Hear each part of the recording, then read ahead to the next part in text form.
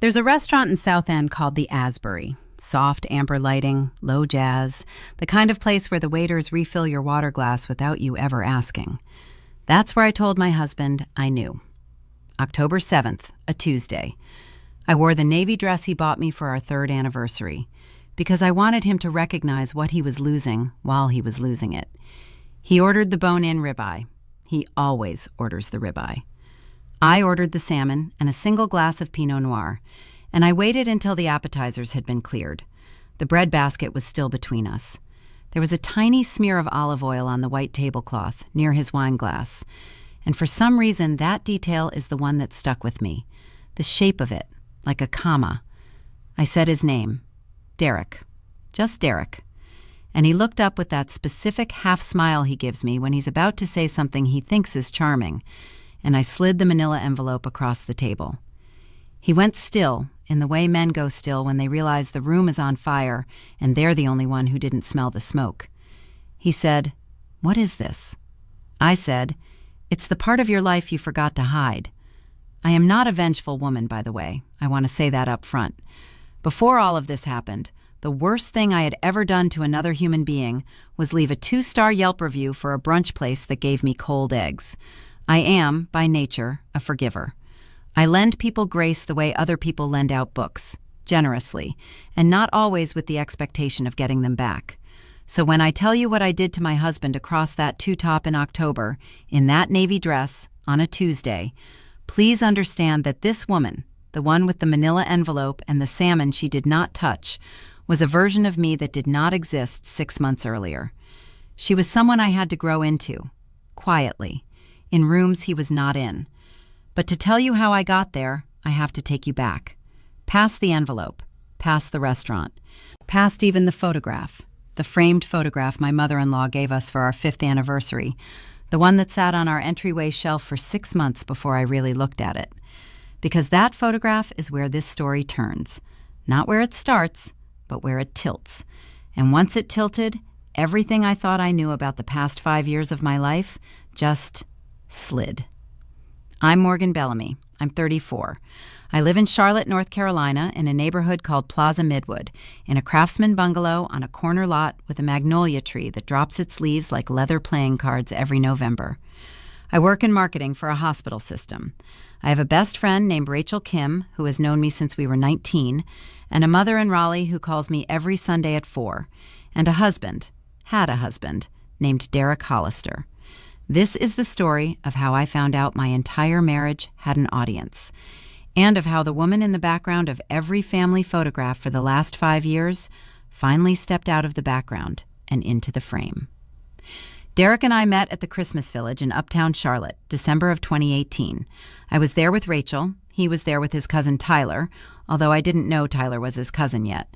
I just saw 2 men in matching navy peacoats standing in the line for the mulled cider stand, and the taller one had the kind of laugh that turned other people's heads. He bought me a cider. That was the whole thing. He didn't have his wallet, said he'd left it in the car, so he literally borrowed $5 from his cousin to buy a paper cup of cider for a stranger in a red knit hat. Tyler rolled his eyes and said, "He does this, just so you know. He does this." And Derek said, "Tyler, shut up. I am having a moment." And the moment was that I laughed, and he asked for my number, and 3 days later we were eating Thai food on the floor of my apartment because I didn't own a dining table yet. I want to say this clearly. He was a good boyfriend. He was attentive. He remembered things. The first time I mentioned I was allergic to walnuts, he asked the waiter at every restaurant we went to for the next 6 months whether the dish contained walnuts.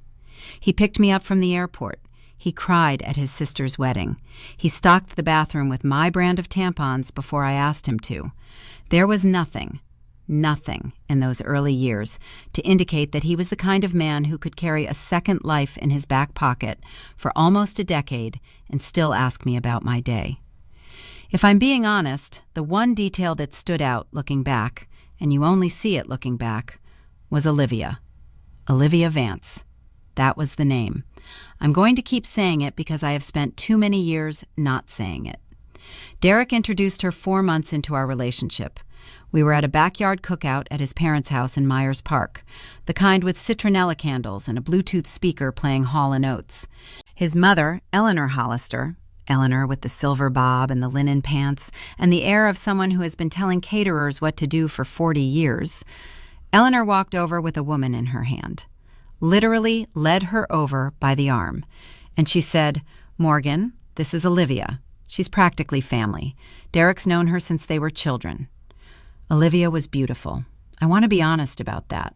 She had this dark, glossy hair and a low, steady voice, and the kind of long, narrow hands that always look like they're about to pick up a glass of red wine. She hugged me. She said she'd heard so much about me. She held the hug a beat longer than she had to, but I told myself I was being weird. She came to our engagement party. She came to our wedding, sat at table 14 near the kitchen in a champagne-colored dress, which I will return to.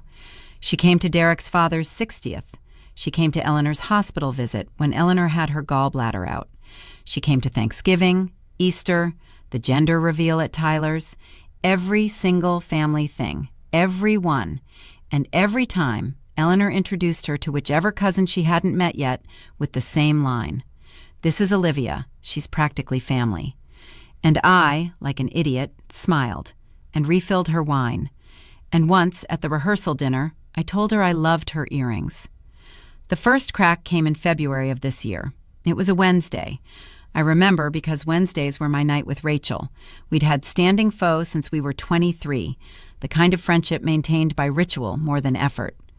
I came home around 9:30, and Derek was in the kitchen, and he smelled different. That is going to sound insane.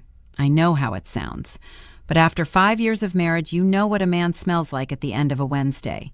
You know the deodorant, the shampoo, the bourbon and mint gum thing he does when he's been at the office past 7.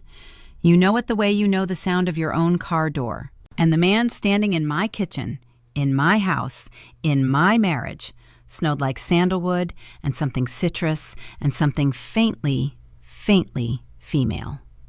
I kissed him on the cheek. I said, "New cologne, Sumda." He said, "Oh, no, same. Maybe Jordan put on something at the gym." Sumda. Jordan was his work friend, a 38-year-old commercial lender who, to my knowledge, had never worn anything but Old Spice and resentment.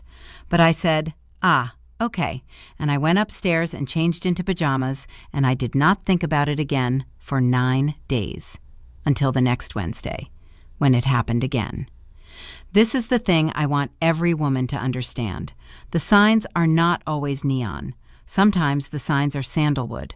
Sometimes the signs are your husband's phone, which used to live face up on the kitchen counter, now suddenly living face down, every single time, like it's developed a religion. Sometimes the signs are a new laptop password. Derek used to use the same password for everything, our anniversary year and a punctuation mark. And one Tuesday I tried to log in to print a tax document and it didn't work. And he said, "Oh, I had to change it. Work made us." Sometimes the signs are that he started calling his Tuesdays and Thursdays client dinners instead of the office, and would come home at 11:30 smelling like a different soap than the one in our shower. I told Rachel about the cologne. Rachel is a tax attorney. She is 5'0". She has the moral compass of a Quaker and the investigative instincts of a federal prosecutor. She set down her chopsticks. She said, "Morgan, babe, when was the last time you and Derek had sex?" I had to think about it. That was the answer right there, honestly. I had to think about it. It had been 6 weeks, maybe 7. Rachel held her gaze on me like she was reading the small print of my face. She said, "I'm not saying anything. I'm just asking." I said, "He's just busy." She said, And in the way that only your best friend in the entire world can, she let it sit. She paid the check. She hugged me in the parking lot, and as she walked to her car, she said, over her shoulder, "Just pay attention, Morgan, okay? Just pay attention." I paid attention. By mid-March, I had a list in a notebook I kept in my work tote, a list of things that did not individually mean anything, and that together meant my marriage was already over, and I just hadn't been informed yet. He had started parking in the garage. We had never used the garage. He had started showering when he came home from work. Not the next morning, not after the gym. Keys on the hook, hello honey kiss, straight up the stairs, water on. His credit card statement, which used to come in the mail, had switched to paperless. I had not switched it to paperless. He had. And the big one, the one I kept circling in the notebook with a Sharpie, was the Tuesdays. Every Tuesday, a client dinner. Every Tuesday until at least 11. Every Tuesday, the sandalwood. 5 years of marriage, and I had never met a single one of these clients. The first thing I did was the gym bag. There is a particular flavor of shame that lives in the moment when you, a grown woman, are crouched on the floor of the master closet at 11 a.m. on a Saturday with your hands inside the wet laundry of a man who promised in front of God and your mother that he would never lie to you. I don't recommend it. I also don't regret it. What I found in the gym bag was a single crumpled receipt, balled up in the side pocket with a granola bar wrapper. It was from a wine bar in Dilworth called Tributary. 2 glasses of Pinot Noir, a charcuterie board. The previous Tuesday, 9:43 p.m. And at the bottom, in cheerful blue ink, somebody had written, "Thanks, Olivia. See you next week." Olivia. The word landed in my chest like a stone dropped into a well, that slow, sickening downward thing. But here's the thing, and this is where I almost let myself off the hook. I told myself it could have been any Olivia. Olivia is a name. People are named Olivia. The server had probably written it because that was the name on the credit card or the reservation, and the credit card was Derek's, and Derek was not named Olivia, so probably, the reservation was under someone else's account, and that someone else was probably a coworker, and you can hear me doing it. The mind of a woman in denial is a courtroom in which she is simultaneously the defendant, the defense attorney, the judge, and a small, exhausted juror falling asleep in the back row. So I did the next thing. I called the wine bar. I waited until Derek was at the office. I made a cup of tea I did not drink. I sat on the edge of our bed in my robe and I dialed. And when a young woman picked up, I said, in the brightest, most confident voice I have ever produced in my life, "Hi, this is Derek Hollister's assistant. He wanted me to check on the reservation for next Tuesday, just confirming the name and the time. He left his calendar open this morning." There was a pause. I heard her tap a keyboard. She said, "Yes, 7:30, party of 2, under Vance, same as usual." Under Vance. Olivia Vance. I was sitting on the corner of our bed with the phone still pressed to my cheek for a full 10 seconds after I said thank you. I did not blink. I just thought, very clearly, very calmly, in a voice that did not sound like my own, okay, so we know now. I called Rachel. Rachel said, "Don't do anything, don't say anything, don't even look at him sideways. Go to dinner with him this weekend. Smile. And on Monday, you and I are going to drive to my office, and you are going to sit across from one of my partners, and we are going to start protecting you. Do you understand me?" I understood her. And then a week later, my mother-in-law came over for dinner. Eleanor Hollister did not just come over for dinner. Eleanor Hollister never just did anything.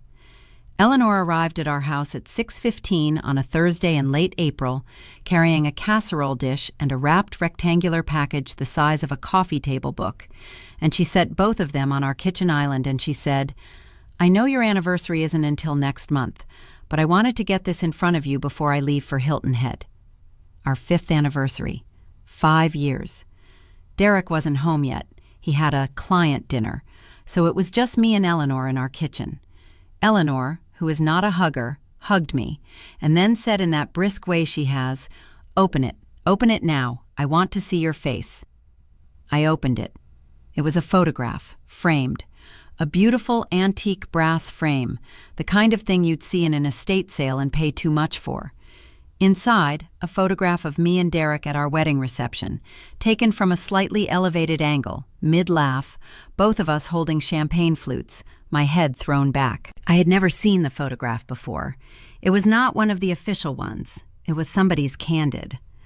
I said, "Eleanor, where did you get this?" She said, "Oh, I had it for ages. One of the cousins took it. I had it printed up properly and reframed. I thought it captured you both." I hugged her. I thanked her. I put it on the entryway shelf next to the bowl where we throw our keys, because it was a beautiful photo, and because Eleanor was going to be in our house often, and I wanted her to see I valued it. And then she ate 2 helpings of the casserole and drove back to Myers Park, and Derek came home at 11:15 smelling like sandalwood, and the photograph sat on that shelf for 6 months, and I did not look at it once. Not once. I want you to understand that. I walked past it every single morning to grab my car keys. I dusted it. I straightened it when it tilted. But I did not look at it. Until October 5th, a Saturday, 2 days before the restaurant. I was waiting for Rachel to come pick me up. We were going to a winery in the foothills, the kind of girls' day trip she had been forcibly organizing for me ever since she became the unofficial general of my divorce. And I had my coat on and my purse on my shoulder, and I was standing in our entryway looking at my reflection in the mirror above the shelf, and my eye drifted, just for a second, down to the photograph. I do not know what made me look that day. I have thought about it for a long time. I think it was the light. There was this thin October light coming through the side window, hitting the glass of the frame at an angle, and something in the photograph caught it differently. Something in the background. I picked it up. I held it under the kitchen lights. I put on my reading glasses, which I had to walk back to the bedroom to get, and I looked, really looked at this photograph of our wedding day, and I saw, at the far edge of the frame, blurred slightly by depth of field, but unmistakable, a woman in a champagne-colored dress, standing just behind Derek's left shoulder, looking at him, not at the camera, at him, Olivia. I stood in our kitchen with that frame in my hands, and I felt something in my chest go very, very quiet. Not loud, the opposite of loud. Like a room when the refrigerator hum suddenly stops and you didn't know it had been making a sound. That kind of quiet. I put the frame down. I went into the office. I pulled the wedding album off the bookshelf, the proper one, the big leather one we got from the photographer, and I sat on the floor of the office in my coat and my boots with my purse still on my shoulder, and I went through it, page by page. She was in 7 of the photos. In one, she was kissing Derek's father on the cheek in the reception line. In another, she was holding a baby, Tyler's daughter, who would have been a few months old. In a third, she was at a table laughing at something Eleanor was saying. In one, she was on the dance floor with Eleanor's brother Marcus. In the other 3, she was simply, blandly, in the background. The way family is. The way people who belong are. I closed the album. I went into the living room. I took down the framed family photo from the gender reveal at Tyler's house. There she was, sitting on the arm of the couch beside Derek, her hand resting on his shoulder. I took down the Christmas photo from 2 years ago. There she was, 3rd row between Tyler and Eleanor. I took down the photo from our trip to Hilton Head with Derek's parents. There she was, on the beach, in a wide hat, with Eleanor. She was in every photograph. She had been in every photograph for 5 years. And my mother-in-law had given me one with her in it, framed it, and put it in my hands. Rachel rang the doorbell. I did not move. She rang it again. I still did not move. She opened the door. She has had a key for 9 years. And she came in, and she found me sitting on the living room floor, surrounded by family pictures, and she did not say a single word for a long moment. Then she said, "Morgan." And I looked up at her, and I said, "She was at the wedding. She has been at every single thing for 5 years. I never saw her." I did not go to the winery that day. Rachel made me tea and sat with me on the floor, and we went through every photograph in the house, every album, every frame, every picture on my phone with Derek's family in it. And we made a folder on my laptop called Tax Documents 2024, because if Derek opened it, that's what it would look like. 43 appearances, engagement party, bachelorette weekend at the lake. Yes, she was there. She had been invited by Eleanor as a surprise guest. I had honestly forgotten. Bridal shower, wedding, anniversaries, birthdays, 2 funerals, 1 baptism. Rachel said, "Morgan, I need to tell you something. I said, okay. She said, I knew something was off. I didn't know about her, but I knew something. The way Eleanor's family handled you, there was always something. I'm so sorry I didn't say anything. I said, it's okay. I wouldn't have heard it. She said, I know. That's why I didn't say it. That was the moment, by the way, when I stopped being a woman who was being cheated on and became a woman who was going to get out. There is a difference. The first woman cries. The second woman files. The next day was Sunday. Derek went to play golf with his brother-in-law. I drove to a Kinko's in Pineville, not the one near our house, the one across town. And I made physical copies of every photograph, the receipt from Tributary, screenshots of our joint bank statements from the past 18 months, our mortgage paperwork, our investment account statements, and the password to Derek's iCloud, which I had figured out a month earlier because he uses the same 8-letter base password for everything and just changes the punctuation. I put it all in a manila envelope. I labeled it Hospital Quarterly Reports. I put it in the trunk of my car, in the wheel well, under the spare.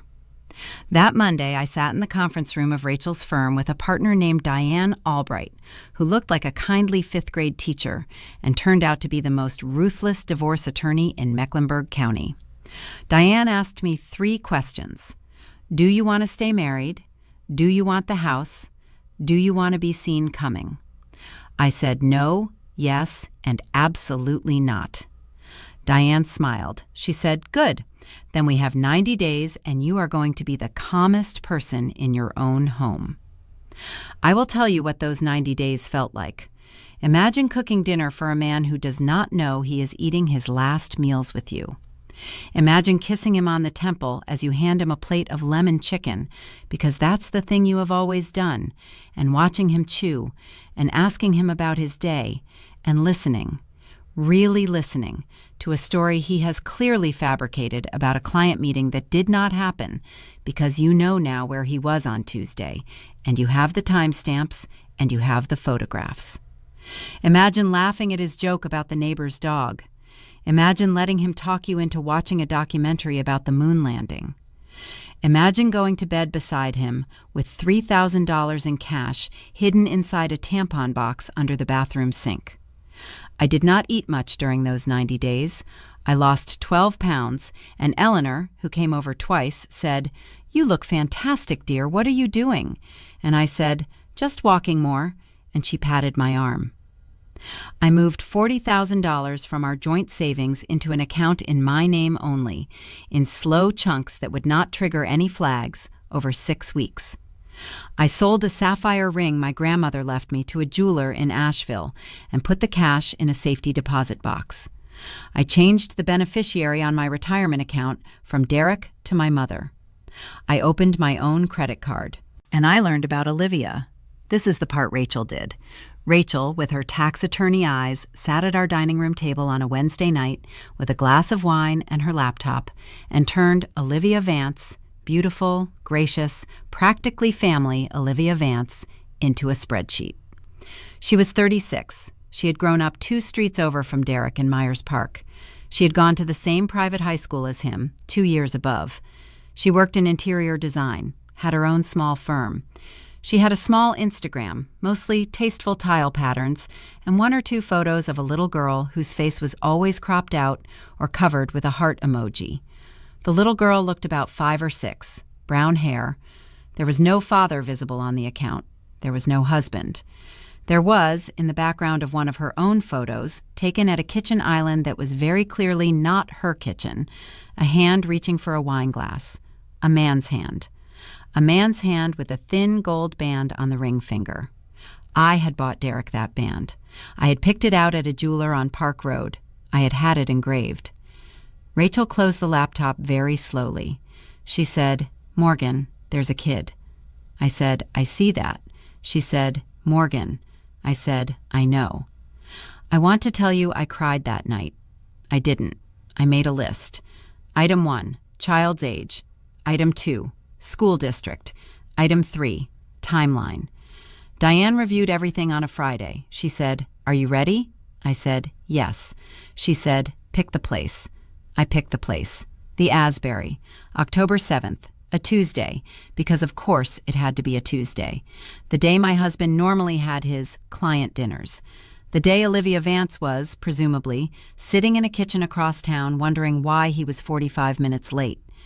I told him in the morning that I had made us a reservation, a surprise, to celebrate a deal he had closed that week. He had closed a deal that week, a big one. He blinked at me for a beat too long. He said, "Tonight." And I said, "Yes, tonight." And he said, I had something. And I said very lightly, "Move it." He moved it. I wore the navy dress. I will not pretend I wasn't nervous. I am not made of stone. As I sat across from him at that table, with the olive oil comma on the white tablecloth, I could feel my pulse moving in my left wrist, and I thought, very practically, Diane had told me to breathe through my nose if I needed to slow down. 478, 478. And I sipped my Pinot, and I waited until the appetizers had been cleared. And then I said his name, Derek, and I slid the envelope across. He picked it up. He opened it. He took out the first photograph, Olivia, at our wedding, in the champagne-colored dress, looking at the side of his face like he was a meal she had ordered. He set it down. He took out the second photograph, Olivia at Tyler's gender reveal, her hand on Derek's shoulder. He set it down. He took out the third, the fourth, the fifth. By the seventh, he had stopped looking at them. He said, "Morgan." I said, "Keep going." He said, "Morgan, please." I said, "I want you to look at every one. I want you to count them." He looked at me. His face went through 4 expressions in about 6 seconds. I had read about this in a book Diane lent me, about how the cheating spouse, when caught, will cycle through confusion, denial, anger, panic, pleading, sometimes in that order. Derek's order was confusion, fake confusion, dropping the fake confusion, and the beginning of fear. He said, "It's not, Morgan, listen. Olivia is a family friend. You know that. She has been a family friend my entire—" I said, "Derek." He stopped. I said, "I have the receipts from Tributary. I have the iCloud backup. I have the Airbnb in Charleston in March. I have the boarding passes from Nashville in July. I have a photograph of your hand reaching for a wine glass on a kitchen island in a house I have never been in. I have a picture of a little girl who I think is about 6. I have the spreadsheet. I have all of it. I'm not asking you to confirm anything. I'm telling you what I already know." He cried. I want to be honest about this. He cried at the table at the Asbury, in front of 2 waiters and 1 couple at the next table, who very politely became extremely interested in their menus. He put his head in his hands. He said all the things they always say, that it didn't mean anything, that he loved me, that he'd been confused, that Olivia was a mistake, that it had only been recently, that it was over, that he would do anything, that he would go to counseling, that he would tell his mother, that he would tell everyone. I let him talk for a long time. I sipped my Pinot. When he was done, I said, "I want you to listen carefully, because I am going to say this one time. I have been at your side for 5 years. I have loved your mother. I have hosted your family in our home. I have referred to your sister as my sister. I have been the most generous version of myself I have ever been, and I gave that version to you. And while I was doing that, you were building a second house with another woman, and your entire family was watching, and not one of them, not one, told me. Tomorrow morning, you will receive a letter from Diane Albright at the firm of Albright Reeves. You will not return to our house. Your things have been packed and are at your mother's. Do not call me. Do not text me. Anything you have to say will be said through Diane." He said, "Morgan, please, just—" I said, "Eat your steak. I paid for it." I stood up. I picked up my coat. I walked out of the Asbury into the cool October air, and I drove home, and I sat in our driveway for a long time without crying.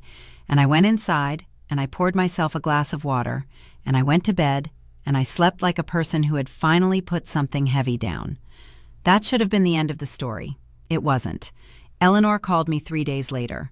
I had not been answering Hollister numbers. I had not been answering Derek. I had not been answering his sister, his brother-in-law, his cousin Tyler, or any of the cousins I had been polite to for 5 years, and was now mercifully done with. But Eleanor I let through. I don't fully know why. I think part of me wanted to hear what she would say. The photograph had not stopped existing on my entryway shelf just because I had stopped looking at it. Eleanor had put Olivia in my hands. Eleanor had framed her. I picked up on a Friday evening. I said, "Eleanor." She said, "Morgan, can I come over?" I said, "No." She said, "Then can you come here, please? There is something I need to tell you, and I am not going to tell you on the telephone. And I am not asking you for anything. I am not asking you to forgive Derek. I am not asking you to forgive me. I am asking for an hour of your life, please." I said, "Why?" She said, "Because I am dying, Morgan, and I cannot leave the world with this in my chest." I drove to Myers Park. I sat in Eleanor Hollister's sunroom with the gallery wall of family photographs behind her, and Eleanor, in linen pants, with her silver bob, with her hands folded in her lap, looking smaller than I had ever seen her look, told me the rest of the story. She had pancreatic cancer. She had been diagnosed 6 months earlier. She had told no one but her sister. She was not going to do treatment. She had, by her own estimate, between 3 and 7 months of being herself, and after that, she said, she was going to be someone else, and she did not want to spend the someone else part of her life knowing that I did not know what she knew. She said, "Olivia is the mother of Derek's daughter. The little girl's name is Lily. She is 6. She was born 9 months after Derek's bachelor weekend." I did not move. She said, "Olivia got pregnant 3 months before your wedding. Derek told me about it on a Sunday.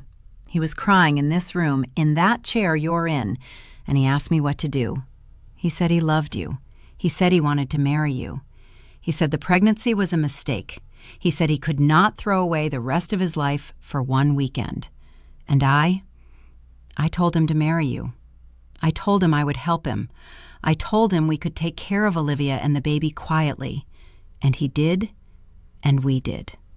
I said, "You have been paying her." She said, "I have been paying her since 2019. I set up a trust.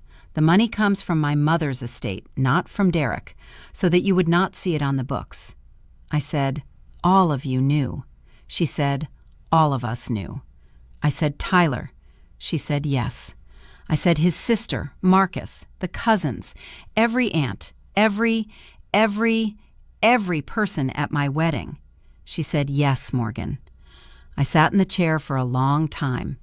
I looked at the gallery wall of photographs behind her, the ones I had walked past for 5 years, graduations, vacations, birthdays, and I started to see what I had not been able to see before. Olivia was in 20 of them at least. I had been the only person in the room who hadn't been told the play. I said, "Why did you give me the photograph?" She said, "Because I love you, Morgan." I almost laughed. It was not funny. It was not nearly funny. But there was a noise that came out of me that was almost a laugh. She said, "I know what that sounds like. I do. I have spent 5 years on the wrong side of this, and I will spend the rest of my life, however long that is, knowing it.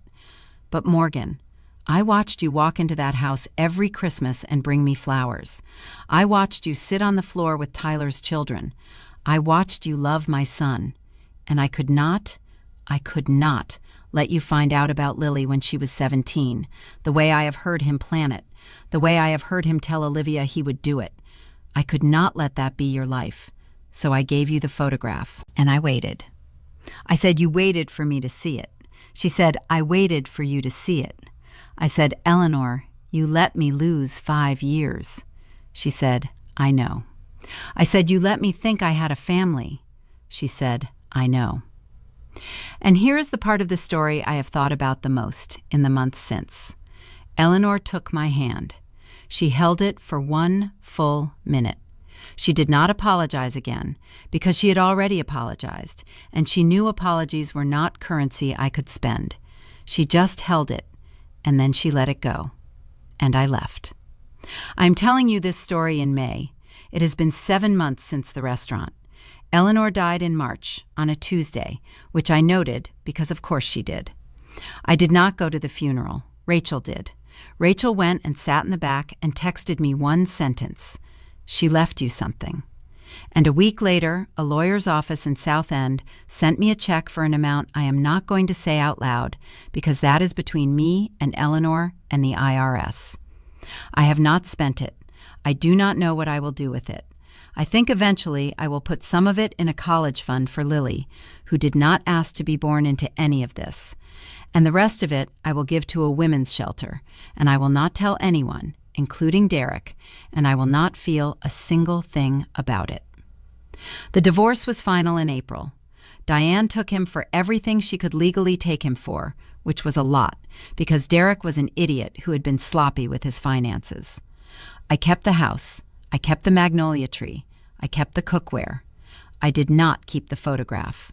I put it on the kitchen counter face down the night I came home from Eleanor's. It has been there for 11 months now. I do not move it. I do not look at it. I do not let other people move it. It is the one thing in my house that does not have a place. A reminder, a grave marker, a piece of furniture I am not done with yet. Someday I will throw it away. Today is not that day. I work, I sleep. I take long walks in Plaza Midwood with the kind of headphones that drown out the world. I had coffee last week with a man named Brian, who teaches 8th grade English, who has a daughter, who told me on our first date that his ex-wife had cheated on him with a man from her CrossFit gym. And we laughed about it, the way two people in our particular club are allowed to laugh about it. I don't know if there will be a second date. I don't know if I want one. I am letting myself not know things, which is a luxury I did not know I was missing. Rachel comes over on Wednesdays. We do not eat pho. We eat whatever I have. She brings the wine. I will tell you the one specific small joy. Every morning at 6:15, I make a single piece of toast. I burn it slightly, on purpose. I butter it. I take it out onto the back porch in my robe, and I eat it standing up in the cool gray light, looking at the magnolia tree in my own yard, in a house that is, in every single legal and emotional sense, mine. And the silence on that porch in the morning with the toast in my hand is the loudest, warmest, fullest sound I have ever heard.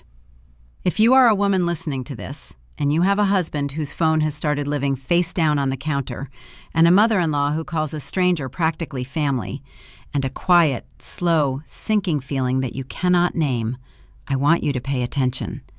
Pay attention the way Rachel told me to pay attention. Pay attention even when it hurts, especially when it hurts. Because here is what I have learned. You don't recover from this. You just get good at carrying it. And you carry it best in a house where the only audience is you. The photograph is still face down on the counter. I walk past it every morning. And every morning, when I do, I think the same thing. I see you now.